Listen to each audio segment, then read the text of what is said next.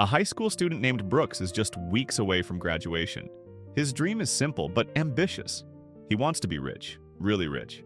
His father once owned a successful business, but that was long ago before bankruptcy hit. His parents are now divorced and Brooks lives alone with his dad. At school, his closest friend is Murph, a genius when it comes to coding and app development. One afternoon after class, Brooks can't take his eyes off a shiny BMW parked in the lot that belongs to his classmate, Reese. As Reese walks by, Brooks can't help but wonder what it would take to own a car like that. When he gets home, his dad invites him to eat together, but Brooks refuses. Since the divorce, their relationship has been distant. After changing clothes, he heads to his part-time job at a fast food restaurant. Both he and Murph work there to make some extra cash. While cleaning up tables, Brooks talks about his plan to apply to Yale University. It's expensive, sure, but that's where the children of wealthy entrepreneurs study. Maybe, he thinks, being around them could inspire him to become one too. Just then, Reese and a friend walk in to order food. While waiting, Reese casually mentions he needs someone to drive his cousin, Celia, to a school party that night. He even offers payment and lets them use his BMW. Hearing that, Brooks immediately volunteers. Not only will he drive her, he's also willing to pretend to be her boyfriend for the night. Reese agrees. That evening, Brooks arrives at Celia's house in Reese's car. Her parents greet him warmly before Celia finally comes down, clearly annoyed about being forced to attend the party. That night, everything begins. This is the perfect date. On the way, Celia asks Brooks to skip the party and hang out at a diner instead. She's tired of the endless rich kid gatherings where everyone just drinks, poses for photos, and posts them online. Brooks, however, insists on doing the job properly since he's being paid.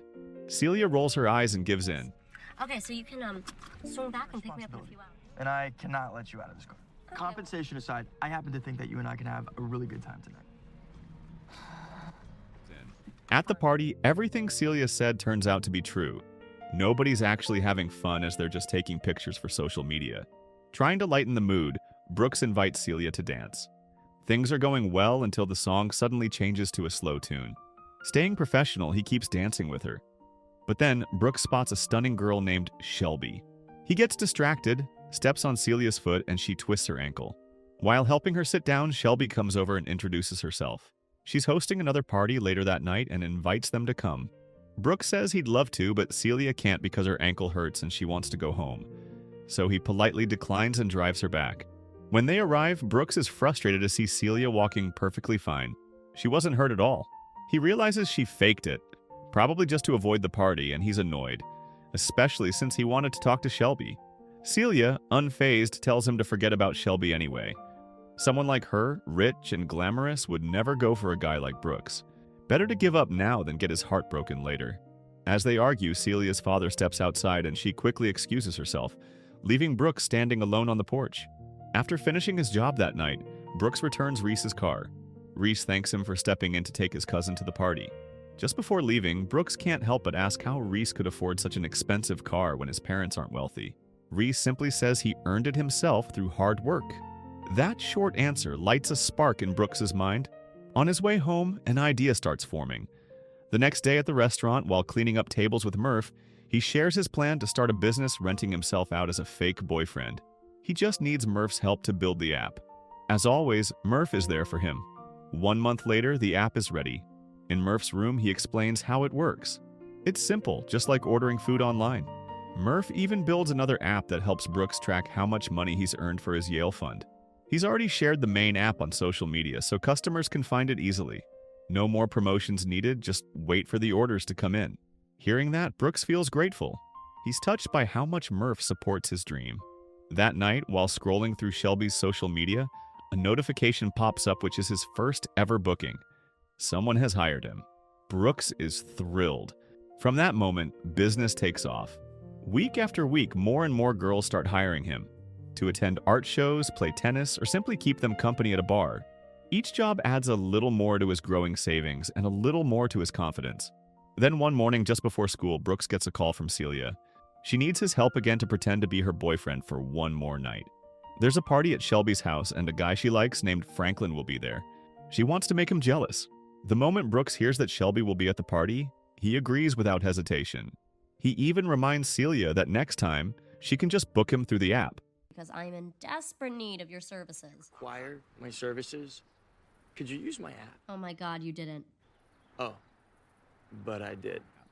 Later that day at work, Brooks tells Murph about Shelby, but Murph doesn't seem interested.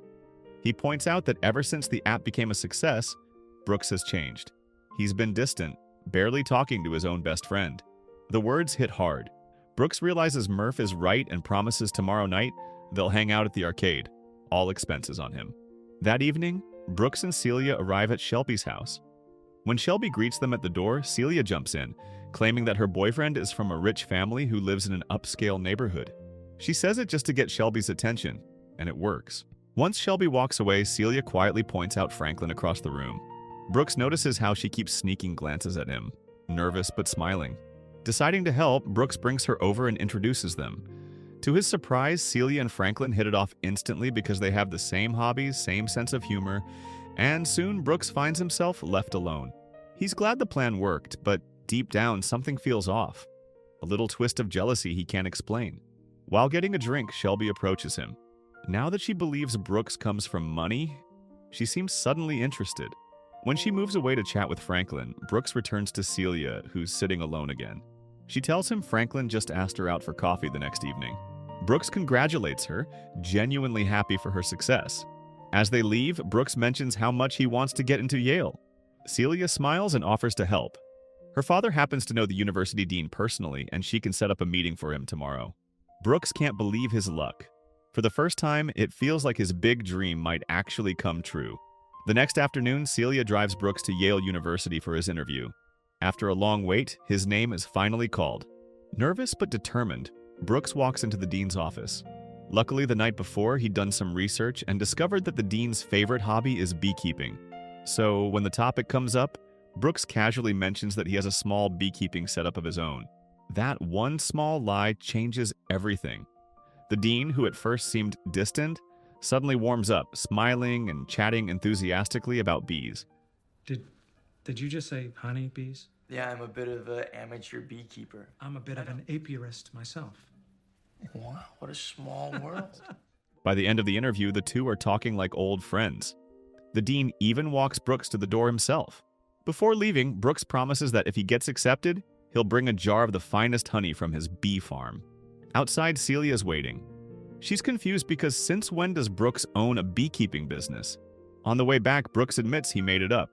He didn't want to lie, but he felt like it was his only shot to impress the dean and get into Yale. One day, he says, when he's successful, he'll buy a BMW just like Reese's. Celia looks surprised. She tells him that Reese isn't a businessman at all.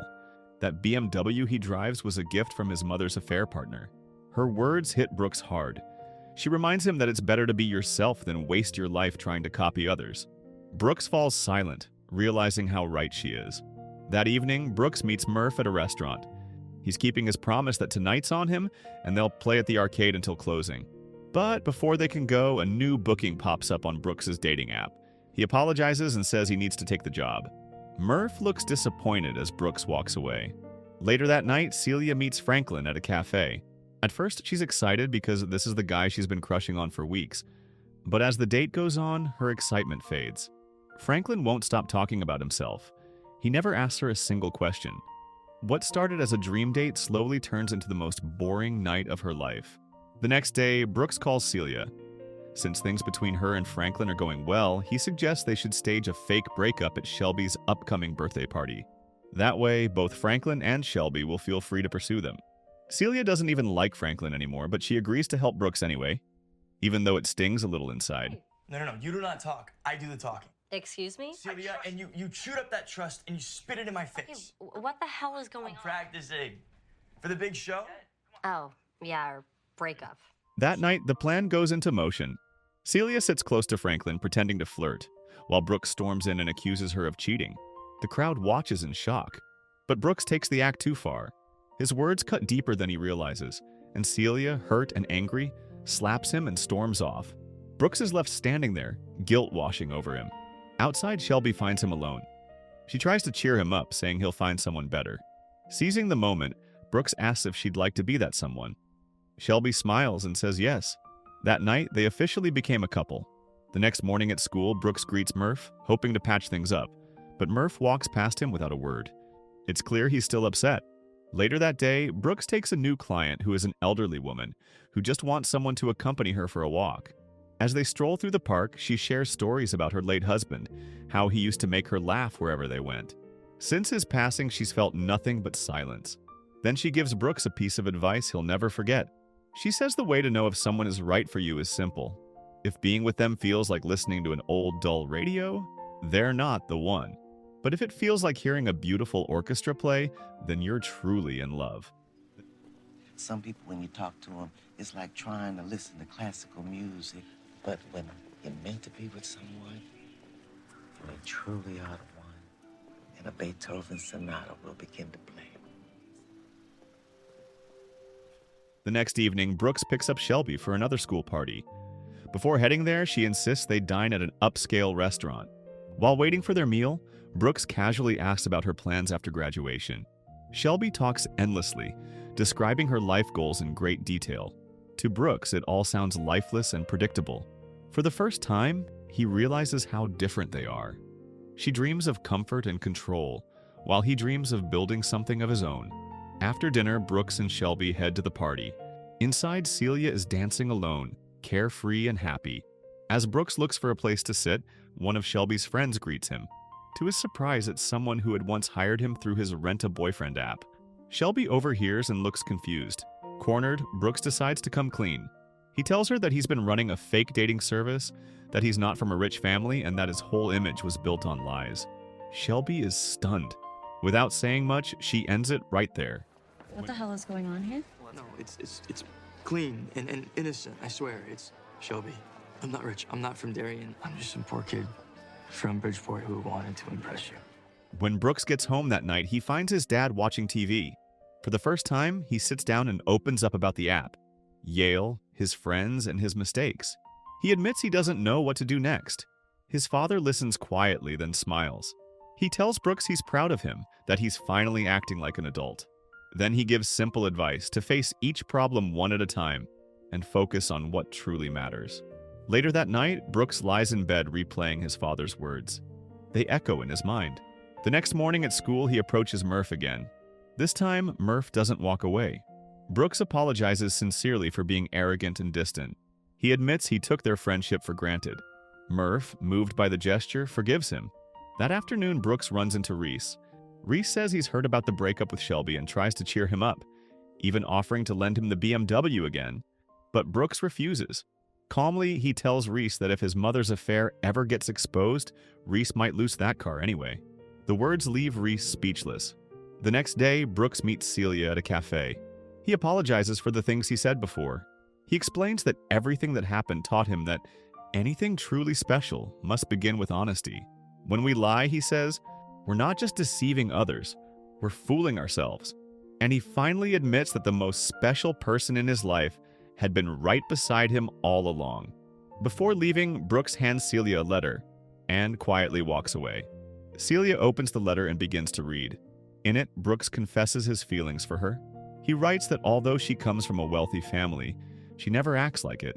She's real, simple, and different from other girls who only care about their image online. Talking to her, he says, feels like listening to a beautiful orchestra. She's talkative, yes, but in a way that fills the silence with comfort. He ends the letter hoping that maybe she feels the same. Celia smiles as she finishes reading. That night at home, Brooks receives a new booking request on his app, but this time he declines. Moments later, another notification appears with just 2 words. Open the door. Curious, he walks over and unlocks it. Standing there is Celia, smiling.